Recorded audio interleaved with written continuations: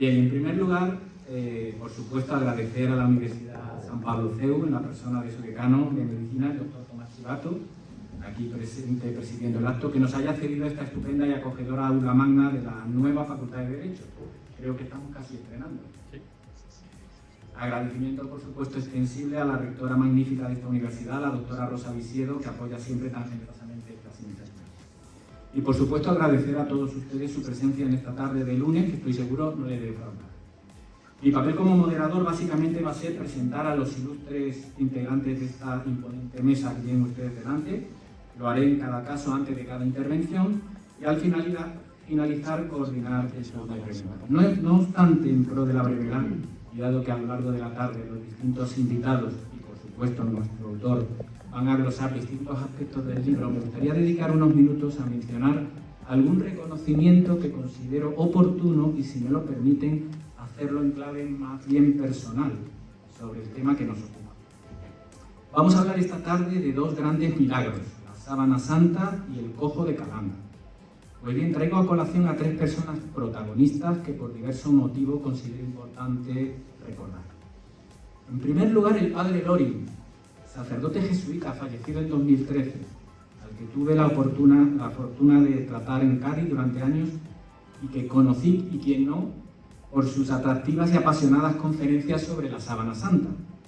Yo se las escuché en directo, pero también muchos de mis compañeros de instituto, entre ellos el doctor Navarro, seguro que las vieron en vídeo también. Fruto de nuestro frecuente trato, viajamos juntos, el padre Loring y yo, a Madrid en varias ocasiones, y en uno de esos viajes surgió la idea de que escribiera un libro de anécdotas sobre su vida apostólica. Y al que, una vez escrito, amablemente me invitó a que escribiera el prólogo. Todo un honor, como pueden comprender. Pues bien, uno de los capítulos de ese libro lleva por título, él mismo se lo puso, Apóstol de la Sábana Santa. Y en él afirma haber dado más de 1000 conferencias sobre este tema. Eso sin contar los muchos vídeos que editó con sus conferencias grabadas e incluso un libro. Estoy convencido de que millones y millones de personas han sabido de la Sábana Santa por él. Y es que el padre Loring, cristiano inteligente y apasionado, sabía, como nuestro autor de hoy, la importancia de esta reliquia y este milagro, la importancia que esta reliquia y este milagro tiene para el que quiere respuestas. Justo creo es reconocer hoy su labor de este grandísimo divulgador de la síndrome de Turín. Para el otro milagro, el Cojo de Calanda, es de justicia también traer a colación a otro gran divulgador, en este caso Seglar, el historiador y periodista italiano Vittorio Messori, autor del célebre libro sobre hipótesis sobre Jesús, informes sobre la fe, las leyendas negras de la Iglesia, etc. En este otro caso, como el doctor Navarro explica muy bien en su libro, este extraordinario milagro de milagros, que fue el del Cojo de Calanda, atestiguado sin la menor sombra de duda por la inmediata acta notarial y un posterior proceso con decenas de testigos oculares, y que fruto de esa evidencia aplastante causó sensación y se difundió por toda Europa, fue sin embargo durante los siglos XVIII y XIX intencionadamente olvidado y silenciado. Pueden leerlo en el capítulo 22 del libro. Esta ocultación fue en gran parte superada, estoy seguro, por el libro de Messori, El Gran Milagro, escrito tras investigar en archivos, interrogar a especialistas, visitar los lugares, y con el rigor de un historiador y la capacidad de divulgación de un grandísimo periodista como él. Gracias a este libro conocimos muchos esta fascinante historia y se rompió en buena parte el silencio imperante hasta ahora, de nuevo con la obra del doctor Navarro se revaloriza. Bien, dejo para el final al tercer gran personaje, el que sin duda tiene más relevancia a nivel personal sobre el fondo de los temas tratados en este libro. Me refiero al padre Miguel de Bernabé, este sacerdote, maestro de seglares, que ha sido nuestro auténtico formador durante años. Él no hizo mera labor de divulgación, sino que fue el genuino y auténtico maestro que nos enseñó a muchos de los aquí presentes cristianismo, y que por ello, y entre otras cosas, nos suscitó el interés por conocer a fondo la resurrección de Cristo y los fundamentos racionales de nuestra fe desde la más estricta objetividad y utilizando a fondo nuestra inteligencia sin prejuicios. De ahí que la Sábana Santa y el Cojo de Calanda cobraran pronto protagonismo. Sus libros El Evangelio Olvidado, El Evangelio en Ideas, El Evangelio Olvidado, junto a su ingente obra escrita y audiovisual que conserva y promueve la Fundación Padre Miguel de Bernabé, recogen gran parte de esa instrucción que todo católico, y especialmente en el caso de los seglares, requerimos para aprender, enseñar y saber vivir el cristianismo. 3 grandes divulgadores, por tanto, a los que agradecemos sus obras, que sin duda estarán hoy muy satisfechos y complacidos con este extraordinario libro del doctor Carlos Navarro. Muchas gracias.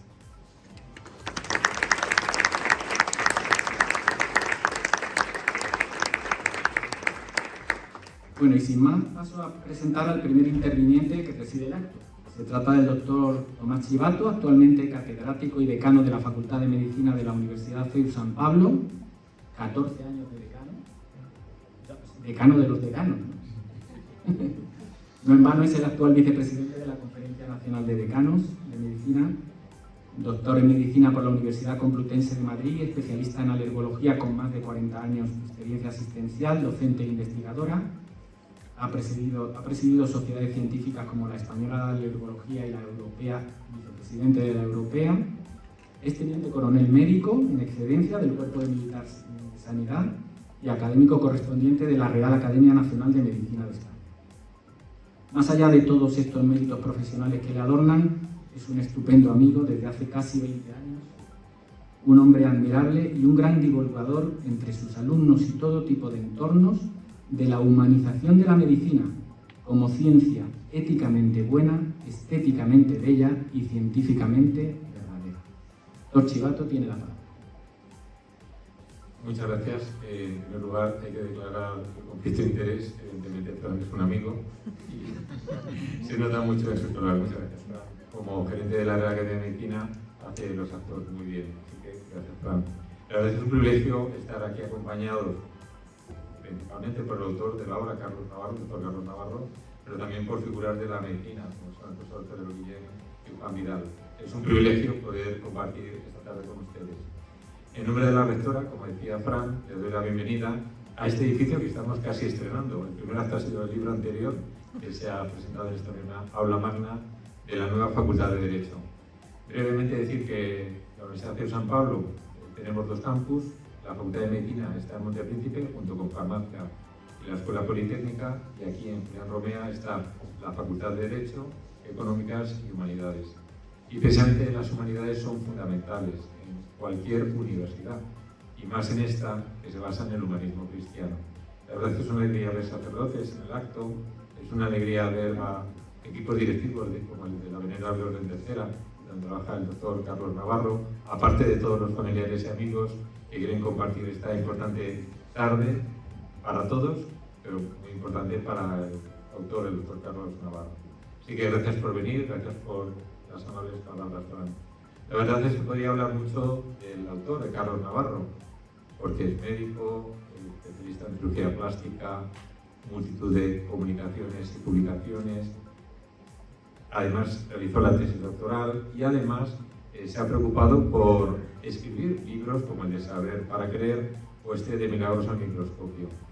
Y es que en estos tiempos tan complicados en los que vivimos, en los que faltan brújulas éticas, brújulas de valores, estos libros son auténticos joyas. Son joyas, brújulas éticas y de valores en estos tiempos tan complicados. Y hay que felicitar al doctor Carlos Navarro también porque su hija, que acaba de acabarnos nuestra María, la doctora María Navarro, ahí al fondo, tan humilde como el padre, reúne las virtudes de un famoso médico canadiense, el profesor William Osler, que decía que todo médico debe reunir las 3 H's a lo largo de su vida: la humildad, la humanidad y el humor. Y tanto el doctor Carlos Navarro como María Navarro, que puedo atestiguar porque ha sido una muy buena alumna, reúne esas cualidades. Hay que agradecer al doctor Carlos Navarro que saque tiempo de no sé dónde para escribir libros, porque decía Santo Barrón y Cajal que lo que no se escribe no existe, porque la memoria es muy mala compañera. Y él saca horas, me imagino que sean de la noche, del fin de semana, quizá a la familia, porque ahora también su mujer le robará horas a la familia, pero es motivo de alegría que comparta sus conocimientos con nosotros. Como muy bien adelantaba el brillante gerente de la Academia Nacional de Medicina, el conocimiento hay que transmitirlo, y se transmite con 3 principios: que sea éticamente bueno, estéticamente bello y científicamente verdadero. Y en este libro, como en el anterior, el autor se ha preocupado de que sea de una de estas 3 cualidades: ética, estética y científicamente. Con lo cual demuestra que es un universitario que siempre quiere mejorar el conocimiento y no quedárselo, sino compartirlo de forma generosa. Así que sin más, no me enrollo más. Bienvenidos a San Pablo CEU, bienvenidos a Aula Magna, gracias a los que me acompañan en la mesa, gracias Fran, y seguimos el acto. Muy bien. Pues muchas gracias, doctor Chivato. A continuación tomará la palabra el profesor don Pedro Guillén, autor del prólogo del libro que hoy presentamos. Hace 15 años que conozco a don Pedro y esta es la primera vez que voy a presentarlo. Si es que, como suele decir, siquiera falta presentación. Empezaré por decir que es uno de los mayores especialistas en medicina y traumatología deportiva del mundo, pionero y referente internacional en cirugía ortopédica. Por su quirófano y por sus manos han pasado conocidísimos deportistas de élite y no solo deportistas. Fundador y director de la Clínica Centro desde 1998, aunque en la actualidad es su hija Pilar la directora de la clínica. Funda y preside también la Fundación Dr. Pedro Guillén y la Unidad Internacional Investigadora Biomédica. Es catedrático de traumatología y decano honorario de la Universidad Católica San Antonio de Murcia y doctor honoris causa por distintas universidades, creo que 5 o 6. Ha recibido innumerables premios y distinciones, 19 medallas de oro, como grandes deportistas. Entre ellas, merecidísima la medalla de oro al mérito en el trabajo, concedida por el Ministerio del Trabajo, y la Cruz de Oro de la Comunidad de Madrid como reconocimiento a su trayectoria profesional. Es académico de número de la Real Academia Nacional de Medicina de España, ocupando el sillón número 39, dedicado a la traumatología y la cirugía ortopédica, y también es académico de honor de la Real Academia de Farmacia y de la Europea de Doctores. Recientemente ha presentado también un nuevo libro, Enufonía, el lenguaje de la rodilla, donde ofrece un recorrido completo por esta compleja articulación de la que es un extraordinario especialista. Profesor Guillén, querido don Pedro, tiene la palabra. Muchas gracias, amigo Fran. Don Carlos, enhorabuena.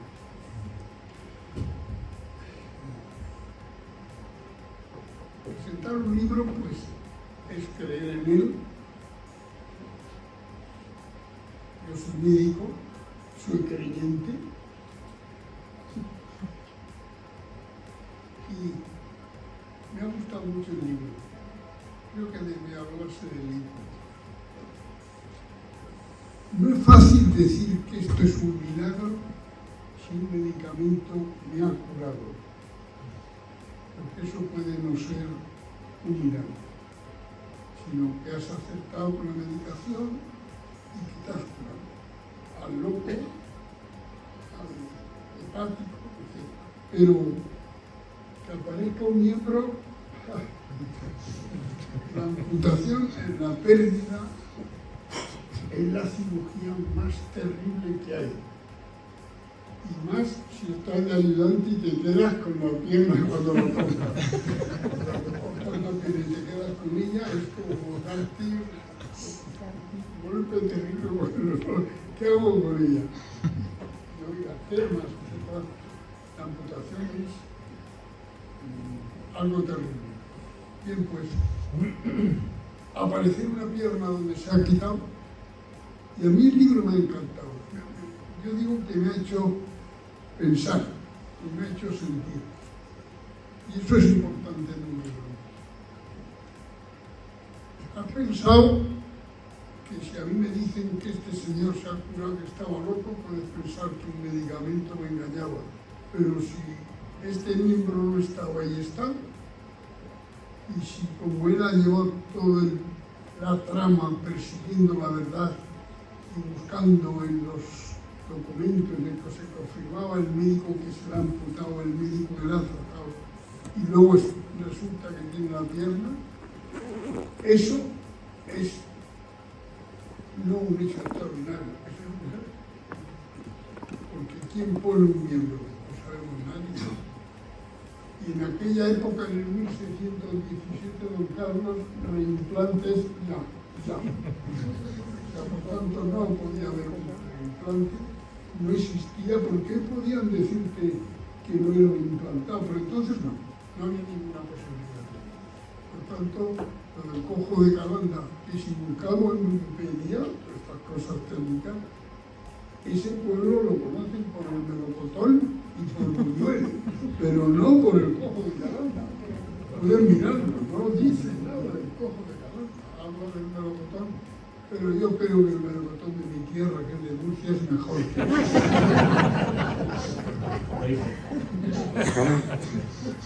Entonces, a mí me parece un libro muy importante, ha buscado todas las ramas científicas, basándose muy bien en todo, y para mí, el que quiera ver algo y quiera buscar si esto es verdad o no, pienso que en este libro va a tener todos los datos, porque la búsqueda ha sido impresionante. Y yo te felicito, que a mí me ha gustado. Y mira, cuando yo llego a la última página de un libro y me encuentro alegre, y viendo entonces el nombre del autor para ver lo que ha hecho mejor, me siento muy feliz. Este libro yo lo he hecho así. Y me ha gustado, yo te felicito, y creo que se debe leer, porque los trazos de seguridad que nacen los dos son enormemente importantes. Ya le he comentado yo a él que yo he estado en otro momento en otras sábanas blancas, por otro gran médico, que le han escrito muchos más, que era Pepe Palacios. Pero a mí me ha gustado mucho y los pasos dados, y con ese tipo americano que se va a confirmar todo esto, eso le ha dado mucha validez pero felicitarte y estamos aquí todos contigo y enhorabuena. Muchas gracias.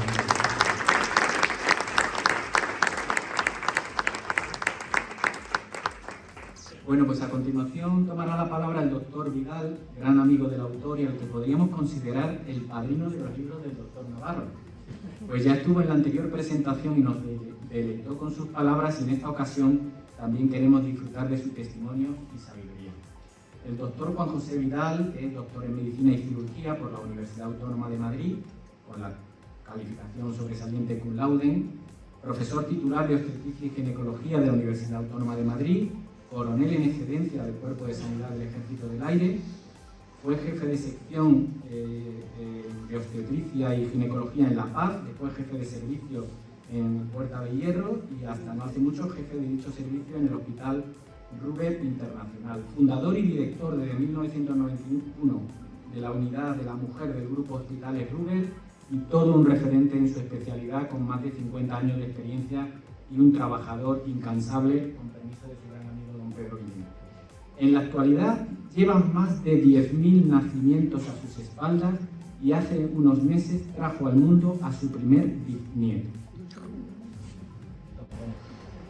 Bueno, muchas gracias por estas alabanzas inmerecidas.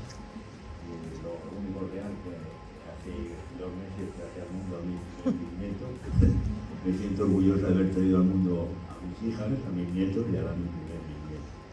Y bueno, por todo ese historial, pues reflejar que llevo muchos años trabajando en esto. Pero aquí lo importante no soy yo, aquí lo importante es don Carlos Navarro.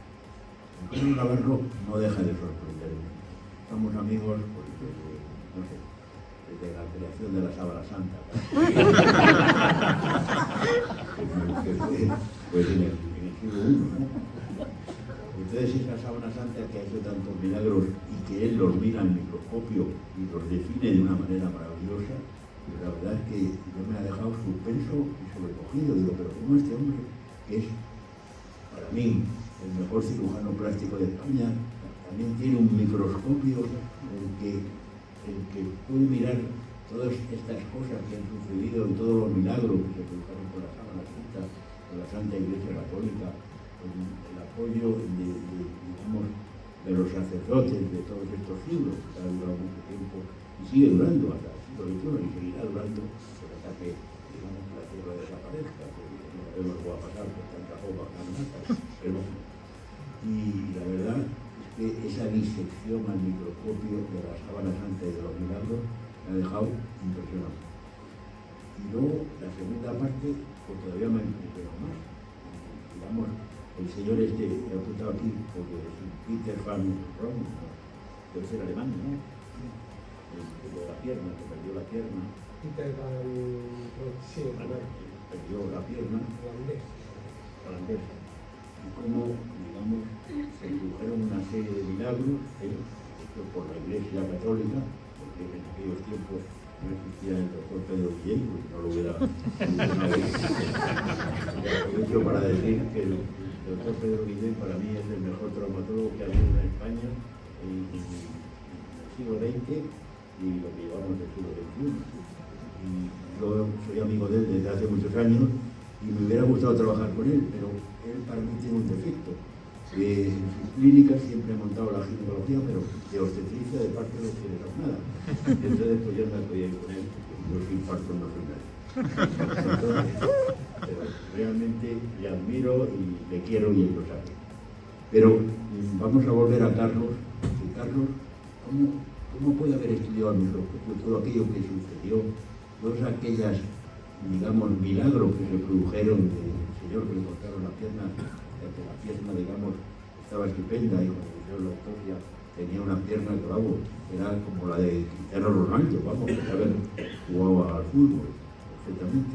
Entonces, esa disección al microscopio, esa relación con la Santa Iglesia Católica, la verdad es que me ha impactado. Entonces, hace poco, hace 2 meses, más o menos, ¿no? Cuando se presentó el anterior libro. En junio, o sea que ya te hacía más de 3 o 4 meses. Presentó un libro que nos gustó a todos, pero que me encantó, y ahora sale con este y digo, bueno, este hombre, ¿por qué no se dedica a escribir? Claro, yo le consideraba el mejor cirujano plástico de España, pero también le voy a tener que considerar el mejor escritor. A ver, me ha dado un disgusto que dice que ya no escribe más. Deja de operar. Porque la escritura se queda ahí, pasa la historia como un gran escritor, porque los médicos, mientras vivimos, tal, pero ya, una vez que desaparecemos, nadie se acuerda de nosotros. Pero de los escritores sí. De los médicos, algo Hipócrates y Galeno, poco recordemos.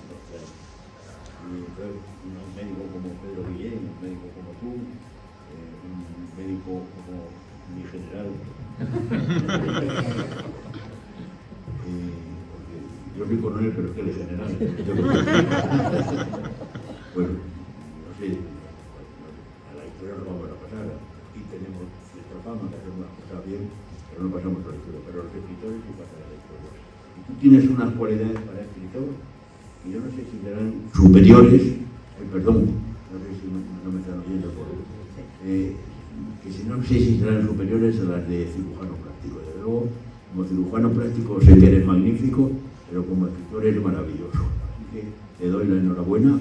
Y luego me ha gustado una cosa que dices, esto ya al final, que dices, a mis padres que me inculcaron, los padres siempre es lo más importante, a la mujer de mi vida, que además es mi sentido común, una mujer como la que tienes, no me extraña que seas un buen escritor, que seas un buen cirujano plástico, ya lo dices, es mi sentido común y es tu motor. Sin ella, no sé si hubiera sido tan buen cirujano plástico ni tan buen escritor. Y luego, a mis hijas, que son 3 joyas de alegría para mí.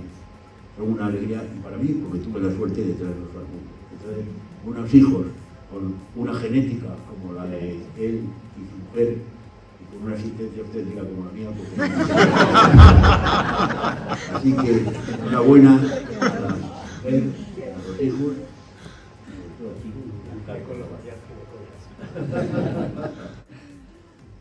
nada más. Muchas gracias, doctor.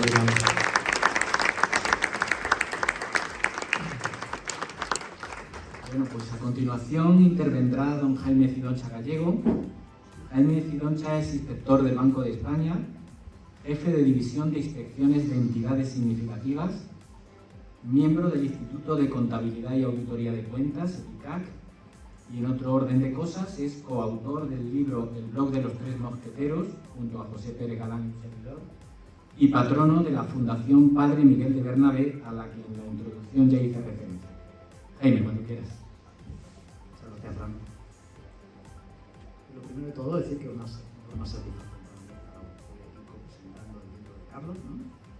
Y además aquí en el CEU, que es mi universidad, mi siempre venir por Julián Romea, me trae muchos y muy buenos recuerdos.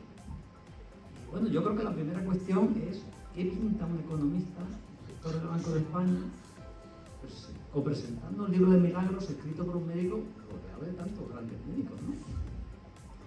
Pues verá eso. Cuando a mí me preguntan a qué me dedico, yo siempre me gusta decir que me pagan para decir lo que está mal.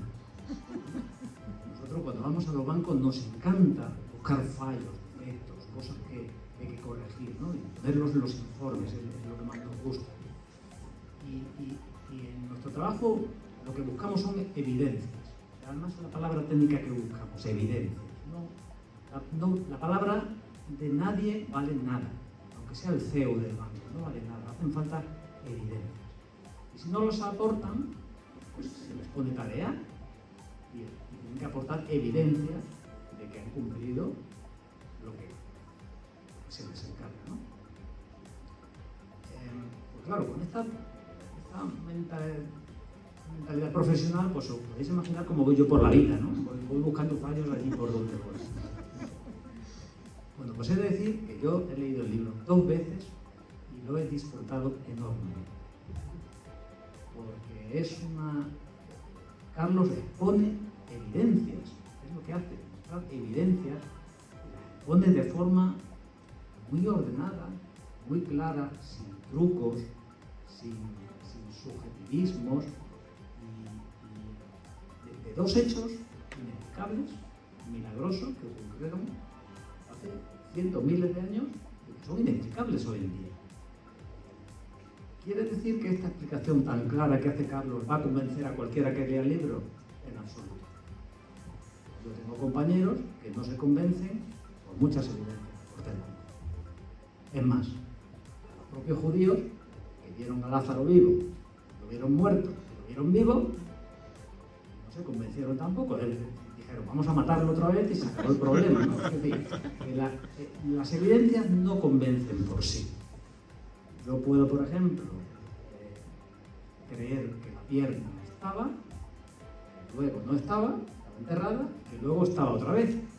Pero eso no me lleva necesariamente a creer en las consecuencias de esos hechos. Yo, por ejemplo, decía, yo soy ateo, pero a mí el cojo de Cabanda y la pilarica que no me la quiten. ¿No? Creía que la pierna se había vuelto a poner. Pero no daba el paso a decir, ¿y esto a dónde me lleva? ¿Qué consecuencias me lleva? Y a creer en esas consecuencias. Entonces, a la hora de leer el libro, yo creo que no vale simplemente tener una curiosidad intelectual, de conocer los hechos, sino que hace falta una disposición humilde y sincera de decir, voy a analizar los hechos que Carlos me cuenta y a ver a dónde me conducen. Que es un salto, ¿eh?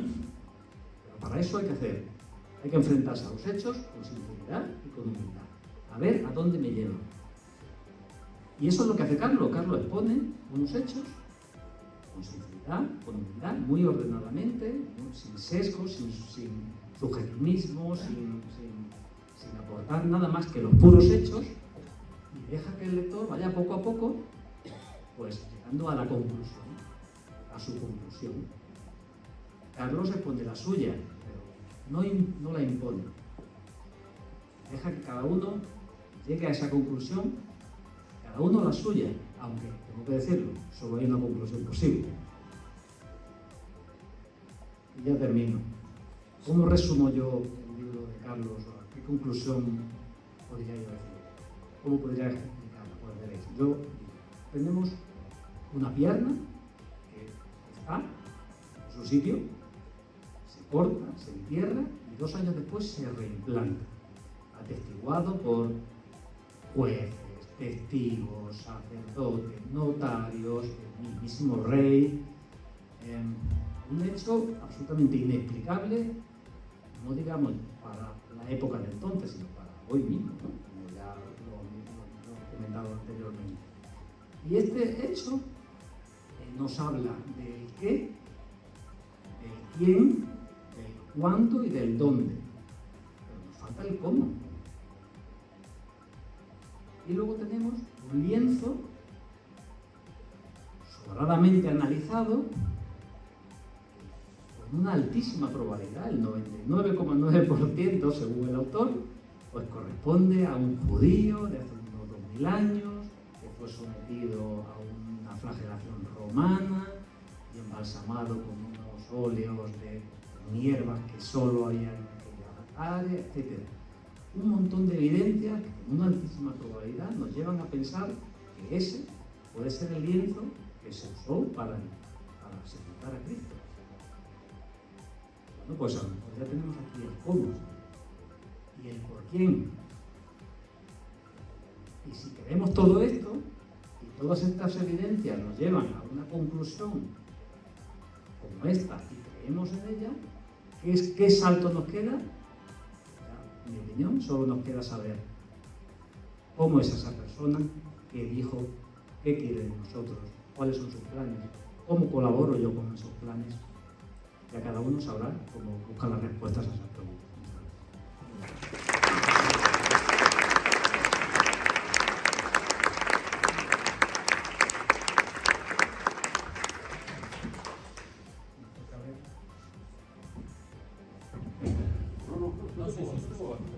Doctor Cabrera también es experto en ojo de calanto. No nos voy a aburrir. Chesterton decía, Carlos, que a él no le importaba que hubiera ateos, porque le preguntaba, es que el que no cree en Dios es capaz de creer en cualquier cosa. Vivimos en ese mundo, en el mundo laico, donde no existe ningún valor moral, etc. Hoy hay un milagro fundamental para mí, y es que con lo que está cayendo, las calles no ardan. Pero bueno, eso es otra historia para otro foro, ¿eh? Nosotros estudiamos el asunto del ojo de Calanda en cuarto milenio, es un documental que hacemos en televisión hace 20 años, ¿eh? Y está claro que tuvo que ocurrir así. ¿Por qué? Porque entre los personajes de la época, Urbano era el Papa, Felipe IV era el rey, etc., había un personaje diestro que era el conde duque de Olivares. Ese pollo creía en Dios lo mismo que nuestro presidente del gobierno. Nada. Y dio fe de que eso había ocurrido. El conde duque de Olivares, un personaje, bueno, como los actuales, parecido pero con más poder. Eso yo creo que es la clave de ese fantástico milagro que tú has expuesto maravillosamente, Carlos. Enhorabuena.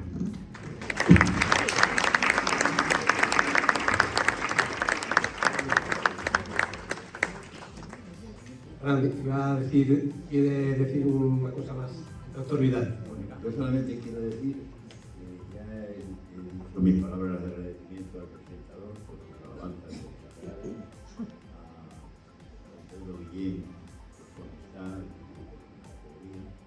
mi general, a sus órdenes. Yo me quedé en coronel en general, por siempre su superioridad sobre mí. Carlos Navarro con la parte de la. Pero me queda, digamos, el economista. Me ha dicho una frase que me ha impresionado, que a él le pagan por denunciar lo que está mal. Como a mí me gusta, no le conozco, está aquí, y es amigo de Carlos Navarro y de nosotros, yo le voy a dar un consejo para hacerse millonario. Denuncia al gobierno.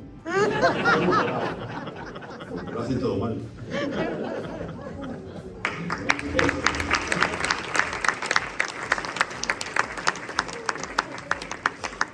Bueno, pues ya solo resta escuchar al autor, al doctor Carlos Navarro.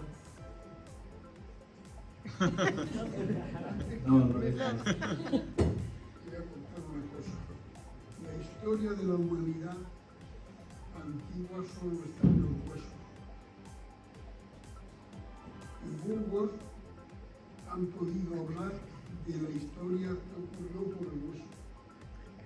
El hueso nos puede llevar a qué tratamiento se hacía en el siglo XV, XIV, XII, etc.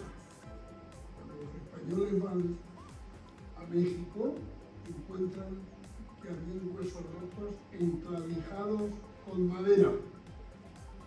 Madera que además le ponían miel, que es un buen elemento para matar los gérmenes, y los españoles se encuentran que hacían como hoy un clavo de concha y un clavo para una fractura. Es decir, la historia de esa pierna del de Calanda, si se busca, se sabe que está, porque el hueso no se destruye en general, alguna vez sí, pero tiene que ser por alguna enfermedad. Entonces me daba la impresión, y esto todo lo suelto con cariño, que quizá se podía acabar más, porque si llegan y ven ese hueso y ven que está enhebrado y que hay un hueso y que tiene las dos tibias, yo creo que eso reconfirma todo, porque el hueso no debe haberse destruido. Solo falta que busquen para ver qué es, como si Dios te hace que se acierte o no. Pero si en ese camino se sabe que el hueso es el único que te guarda la historia, se sabe lo que se ha hecho en tal siglo o cómo está el hueso. El hueso que dejaba mucho y quizá buscando podía reconfirmar algo que la Iglesia, con toda su grandeza, podía determinar. Buscar ese hueso, que como tendrá dos, era suficiente para demostrarle que ella había sido vida.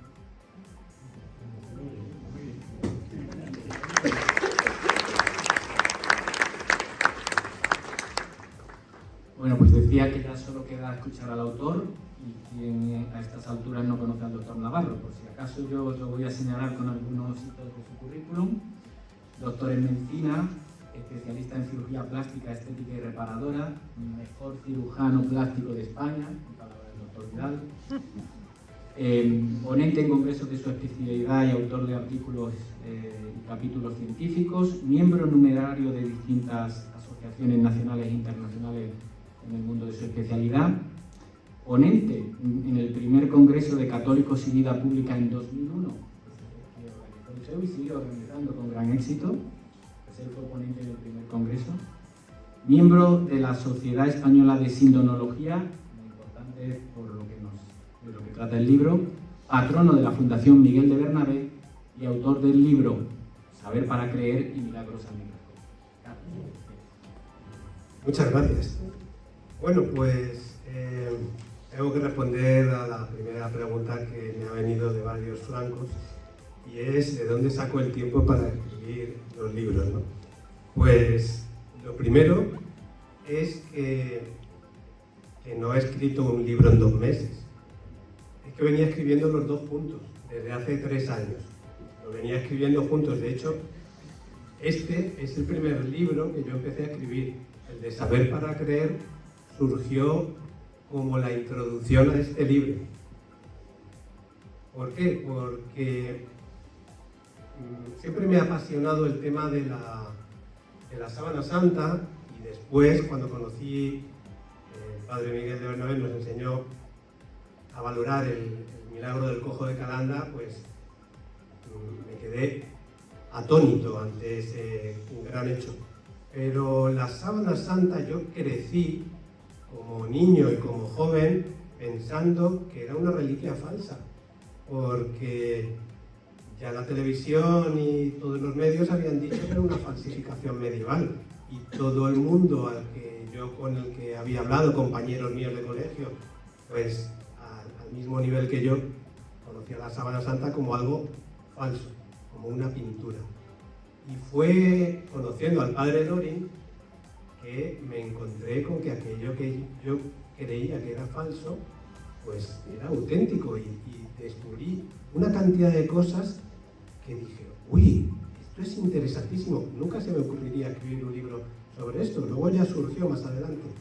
Pero fue con el padre Lorin precisamente, en Cádiz, en una conferencia, cuando escuché por primera vez hablar de la auténtica sábana santa. Y bueno, pues dije, si hay en pleno siglo XXI cosas tan espectaculares como la sábana santa, como el cojo de Calanda, como los milagros eucarísticos, como la Virgen de Guadalupe, como tantas y tantas cosas, ¿estamos tontos los católicos que no le damos publicidad? Pero si esto es una evidencia, y no creo que Dios haga estos milagros para dar evidencias de su existencia como primer motivo.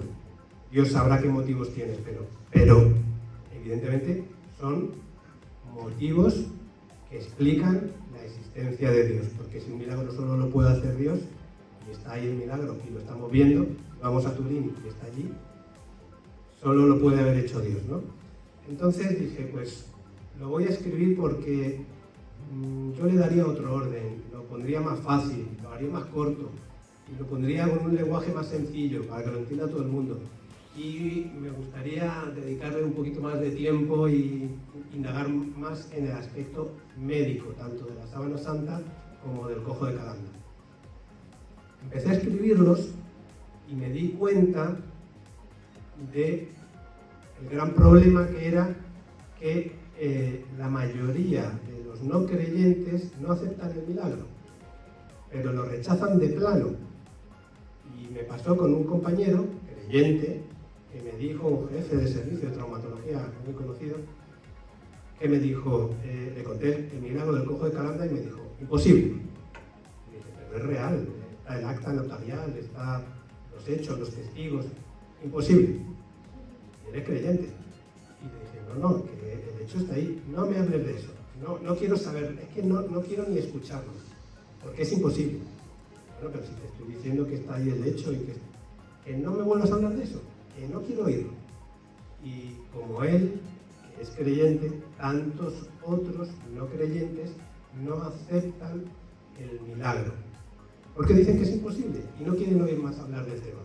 Entonces dije, bueno, pues empecé a hacer una introducción, y esa introducción pues hablaba del principio de objetividad, de las grandes preguntas que nos atañen a todos los hombres, cómo resolverlas, la cuestión existencial y los prejuicios que tenía mi compañero y tantas otras personas, cómo razonar.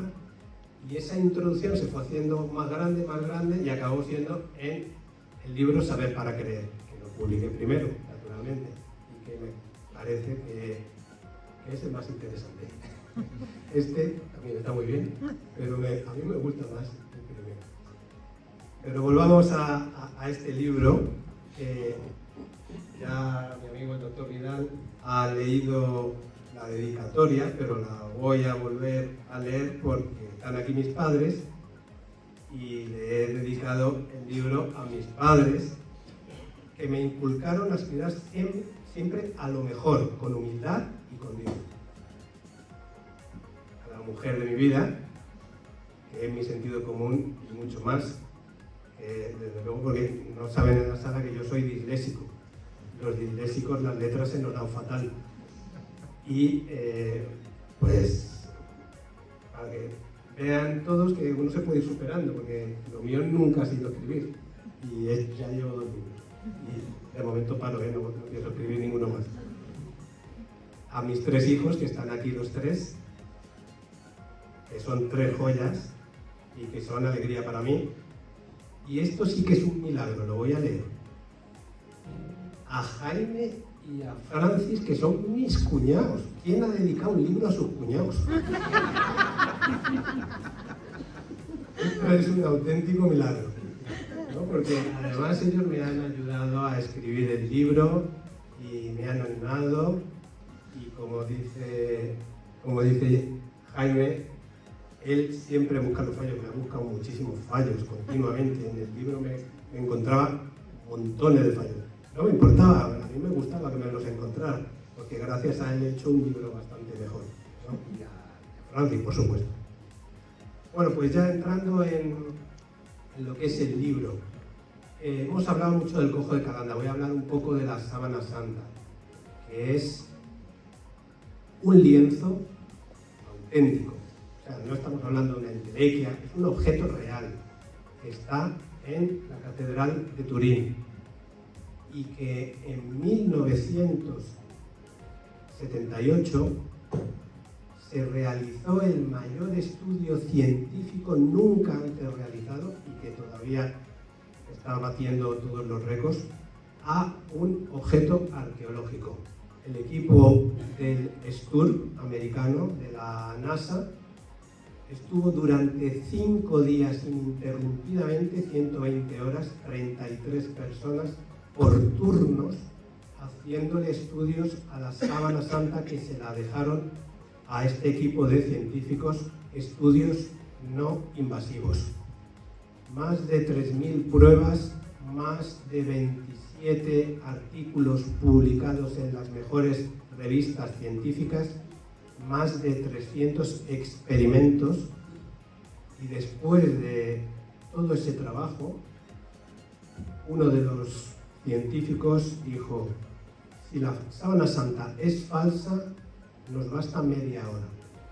Después de 5 días, tuvieron que decir que la sábana santa no es falsa, que no tiene pintura. Yo crecí sabiendo que era una pintura medieval.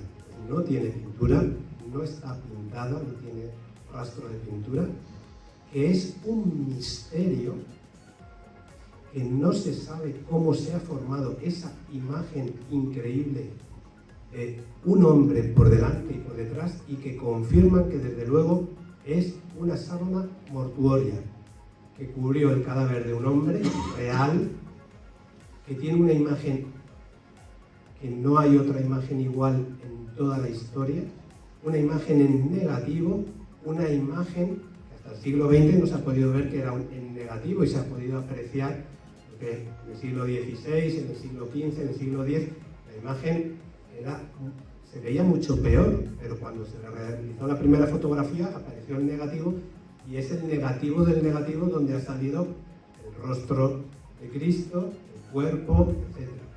Una imagen con información tridimensional. Le aplicaron el VP8, que es un aparato para analizar las fotografías de Marte, para ver el relieve de Marte, porque si le pasamos ese aparato a un cuadro, no aparece, se queda totalmente desdibujado porque no tiene tridimensionalidad. Pero cuando hay algo realmente tridimensional, como las fotografías en alta resolución de Marte, pues podían reconstruir perfectamente la orografía de Marte para saber dónde tenían que mandar el rover o lo que sea para que aterrizara y no se produjera ningún accidente.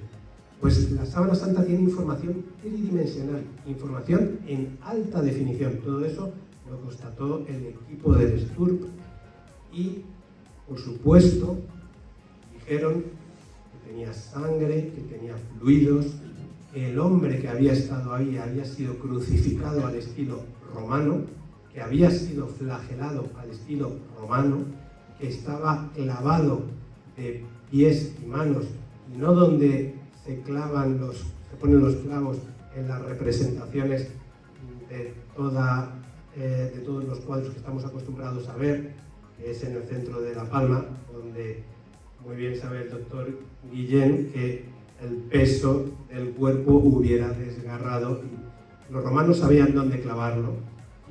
Es en el Carpo, tenemos precisamente un espacio que se llama el espacio de la crucifixión, y esos ligamentos del carpo pueden sostener el peso de un cuerpo colgando.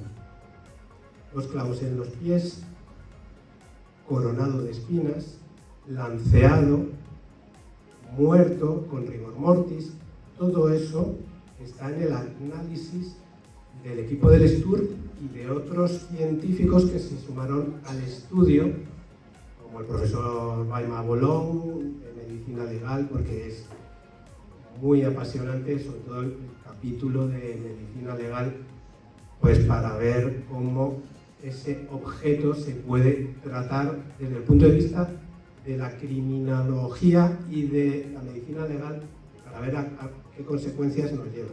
Bueno, pues esta sábana santa tan increíble, un estudio, y a mí no me gusta hablar de él, pero tengo que hablar de él, que es el estudio del carbono 14, dijo que databa la sábana santa en la Edad Media, entre el año 1200 y pico y el año 1400 y pico.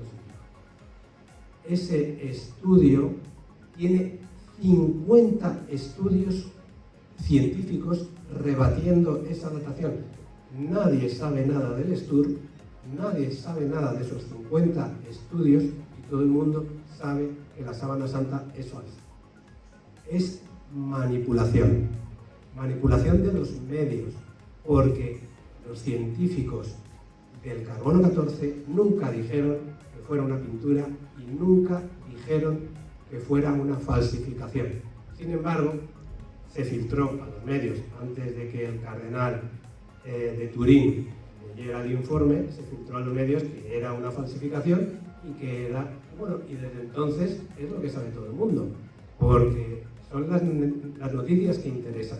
Sin embargo, por eso he querido escribirlo y sumarme a mucha más gente que hace divulgación de las cosas que son verdad ante la gran presión mediática de las cosas que son mentiras. Entonces, en esto hay mucha mentira y conviene, sobre todo, que la gente joven lo sepa. Entonces, la sábana santa, según un estudio de un matemático y físico de la Universidad de Turín, aportando toda la información de todos los trabajos y de todos los estudios científicos que hay, dice que la identificación de Cristo, de Jesucristo, con la sábana santa es superior al 99,9%. No se puede decir que sea al 100%, pero al 99,9%. Tenemos más evidencia casi de la sábana santa que de la tumba de Napoleón. Nadie duda de la tumba de Napoleón, y ya no digamos de la de Tutankamón. Y nadie duda de la tumba de Tutankamón y de tantos y tantos restos arqueológicos que con muchísima menos evidencia científica se asignan y se corresponden con tal personaje o con tal otro sin ningún tipo de problema. Pero cuando se trata de Cristo o del Evangelio, parece que las reglas son otras, y eso no vale. Las reglas son las mismas para todos los personajes de la historia, y las reglas son las mismas para todos los libros de la historia. No pueden ser unas reglas para Sócrates y los escritos de Sócrates y otras para el Evangelio. No puede ser. Bueno, pues más allá de todas las evidencias, animo también a leer el capítulo de el paralelismo que hay, que a mí me ha conmovido, entre la sábana santa y el Evangelio. Paso por paso hay una correspondencia impresionante. Cuando yo lo empecé a escribir, digo, será cortito el capítulo, bueno, es el capítulo más largo del libro. Es impresionante la correspondencia que hay con los 4 evangelios y con la sábana santa, cuando uno la estudia, y que yo he ido trayendo y aportando los estudios que ya hay, pero no deja de sorprenderme.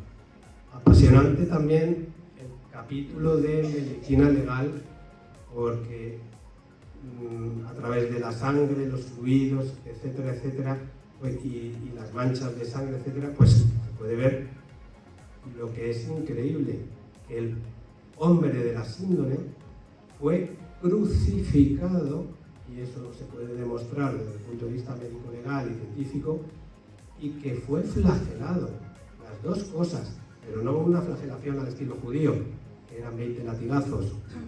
No, una flagelación al estilo romano, que son 120 latigazos con un taxilium que tiene 3 puntas, acabado como en pinchos y en bolas metálicas, que te arrancaba la carne y te machacaba los tejidos, y que de ahí uno salía prácticamente muerto. Por eso era una sentencia única. El que se le flagelaba no se le podía condenar a otra cosa. Sin embargo, Pilato se salta la norma por cobardía y por presión de los sanedritas, y después de haberlo flagelado, porque él no lo quería matar, después de haberlo flagelado, le dice, con esto se habrán conformado. Aquí lo tenéis, ex homo, y ellos dicen, no, mátalo, lo queremos, crucifícalo. Y lo vuelve a condenar, y se salta el derecho romano. Y por esa infracción del derecho romano, Pilato podía ser severamente castigado y le podían retirar el cargo. No se conoce en toda la historia a ningún reo que se le haya condenado con una doble pena capital. A ninguno. Estaba absolutamente prohibido. El único que se conoce es el caso de Cristo y el único que se conoce es el hombre de la síndrome. Por eso esa identificación tan grande que hacen que sea la misma persona. Pero eso es uno de los miles de detalles.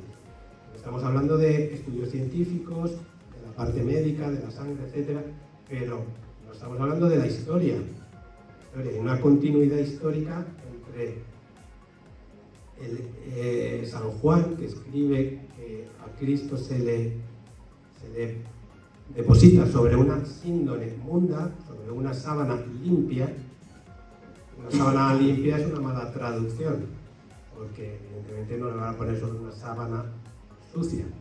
Una sábana limpia es una sábana pura, una sábana de la más alta dignidad, que fueron a comprar y que utilizaron, que es de lino puro, una prenda muy valiosa, que solo estaba al alcance de muy pocos y que se vendía en el templo de Jerusalén, porque era para la vestidura del sumo sacerdote y poco más, porque se usaban para ese tipo de cosas.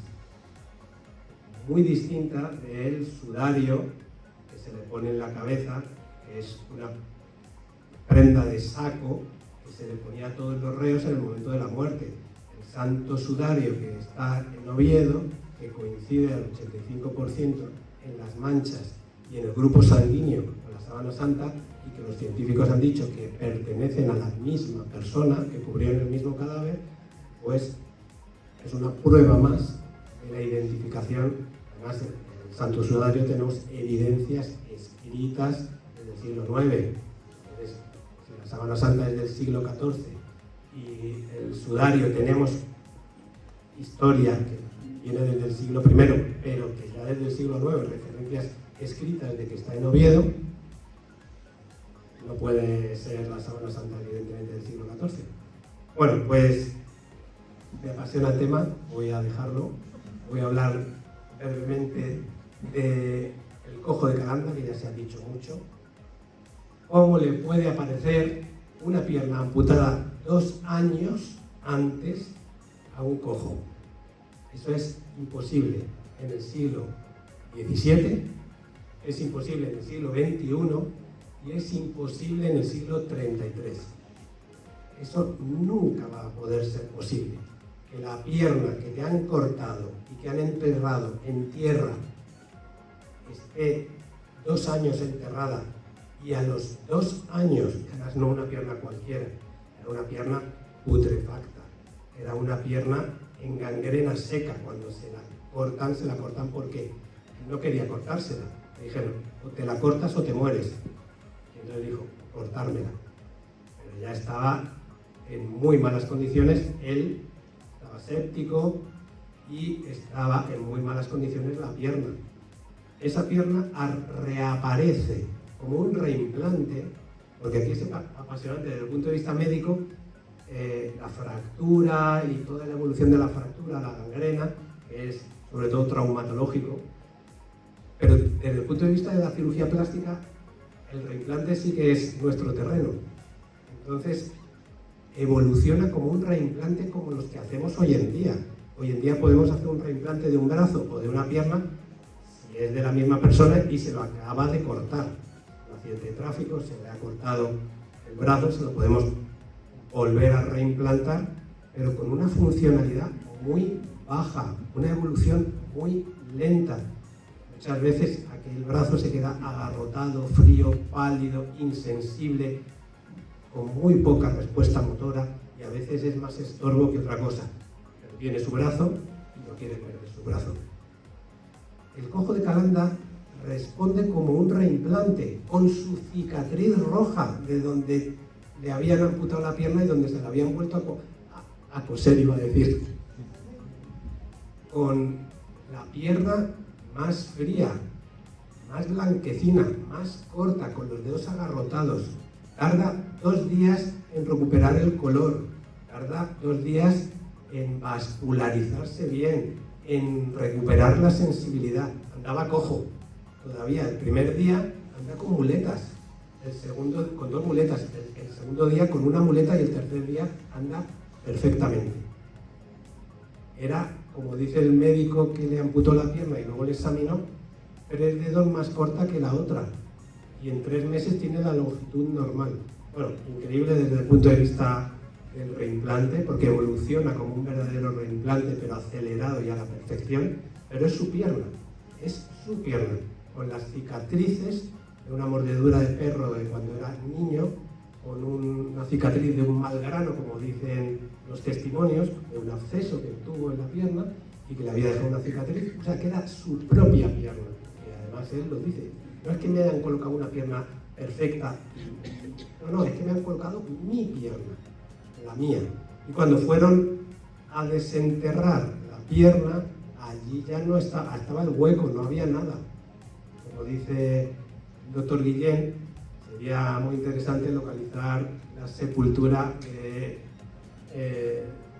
de Miguel Juan de Pellicer, pero no se ha localizado la sepultura y podríamos tener el esqueleto completo con las 2 piernas.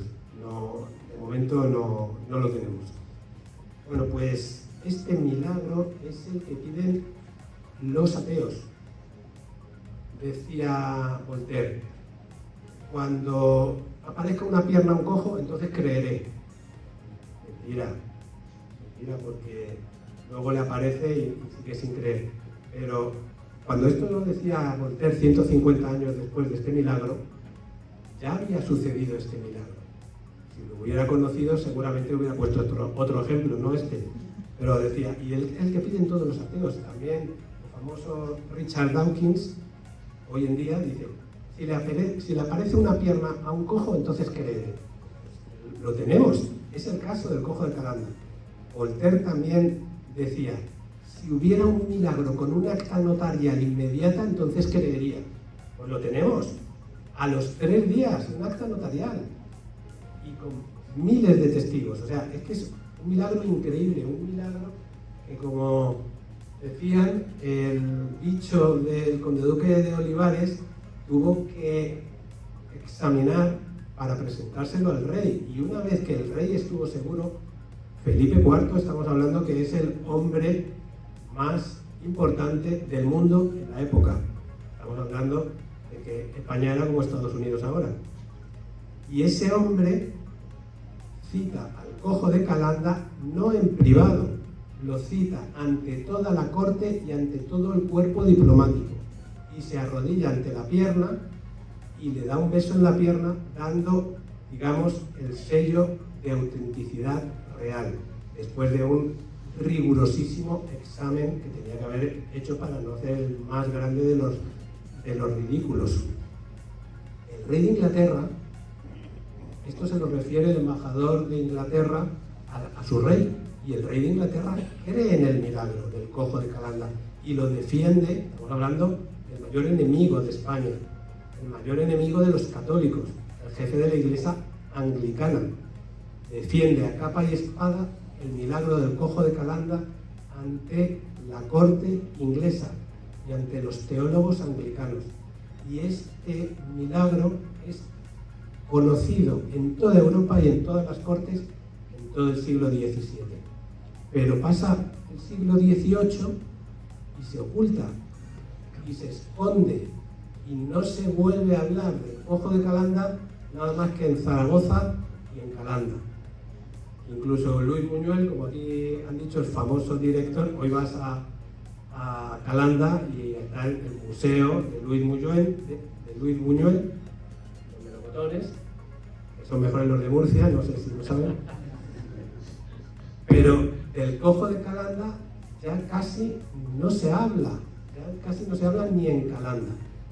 Bueno, pues me parece un milagro increíble, como Messori decía, el milagro de los milagros, el gran milagro, porque, y esto se lo escuché al padre Miguel de Bernabé, decía, Dios en los milagros tiene como una norma no escrita, y es que siempre deja un espacio a la duda, para no obligar, respetando la libertad. Pero en el caso del cojo de Calanda es que se lo salta, porque es tan evidente que es que no hay espacio a la duda. No hay espacio a la duda. Pues quisiera terminar leyendo, iba a leer alguna cosa más, pero ya es un poco tarde y me voy directamente a la última página del libro.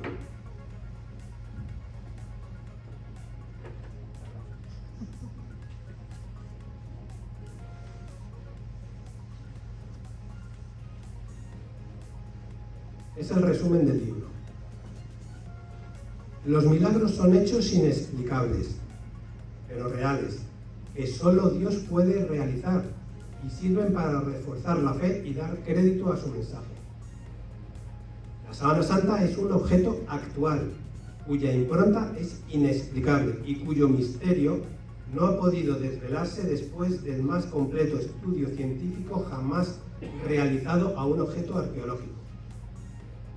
El milagro del cojo de Calanda es tan evidente que se salta a la norma de respetar la libertad, porque es que no deja lugar a dudas.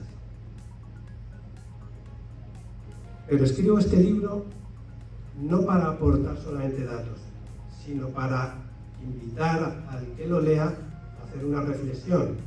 Y aquí hago yo la mía. Si cierro el corazón a la conversión, de poco sirven los hechos sobrenaturales. Como se ha dicho en esta mesa, así le pasó a Cristo, que realizaba milagros y viéndolos no lo creían. En concreto, la resurrección de Lázaro, que ya olía. Y los fariseos dijeron, no podían negar que había resucitado, pero dijeron que no era el Mesías, que era un endemoniado. Nada menos, como me dijo el padre Hernán en una ocasión, la mayor blasfemia que se puede decir es llamarle a Dios endemoniado. Dios se ha encarnado por mí. Es un hecho increíble para relacionarse conmigo desde mi naturaleza, poniéndolo más fácil. Incluso me da a su madre, la Virgen. ¿Es que puede haber algo más tierno? Porque Dios, que lo puede todo, no puede obligarme a que le ame. Es una paradoja. Dios, que es omnipotente, no puede obligarme a que le ame. Pero como está aquí el profesor de filosofía de mi hijo, sabe que eso no es incompatible. Me ha dado sensibilidad, signos y sabiduría, pero sobre todo me ha dado a Cristo, que me ha amado hasta el extremo primero.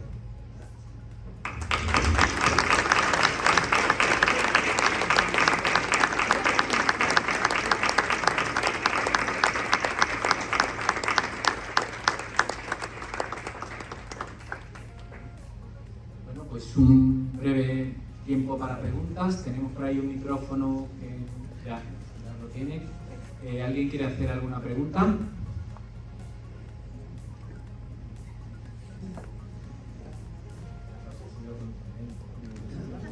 Bueno, pensad un momentito y ahora lo vuelvo a preguntar. Padre Mario ha pedido el micrófono.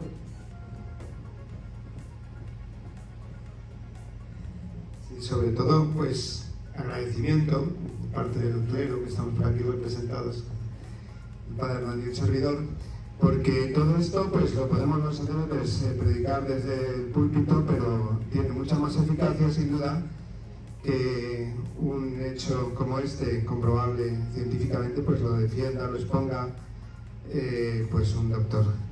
Y entonces es una alegría muy grande, porque es verdad que luego viene el paso, el salto de la fe, pero Dios nos lo pone muchas veces así de fácil, ¿no?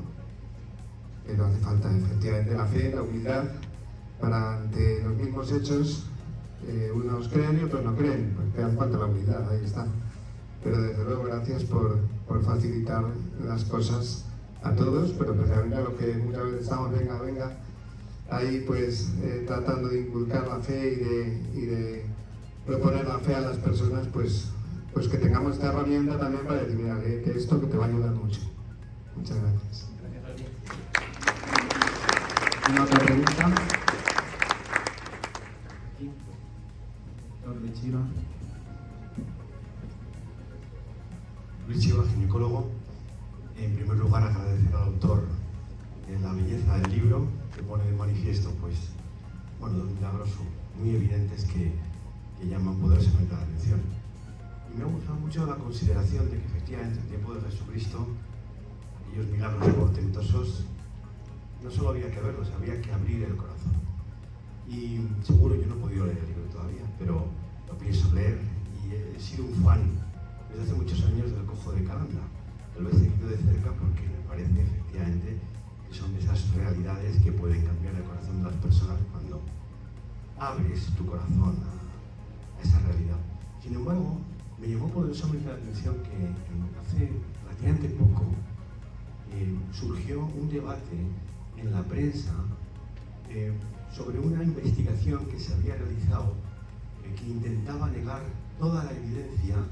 O sea, no era estar abierto al milagro, sino que se presentaba una investigación que parece, bajo el epígrafe de El pícaro de Calanda, todo era mentira y que era todo un montaje. No sé si el autor ha tenido la posibilidad de leer esa información que salió en el periódico de Aragón, no recuerdo cuándo, pero hace unos años, y que se le dio, incluso salió también en un programa de televisión. Y quería ver un poco si, porque claro, después 300, 400 años después es bastante complicado realmente poder rebatir aquellos actas notariales de cientos de personas que firmaron que habían visto a Pellicer con la pierna amputada en la puerta de la Basílica del Pilar. No sé si está clara la pregunta. Sí, está claro. Continuamente salen noticias de ese tipo y además tiene muchísimo más eco que los estudios serios.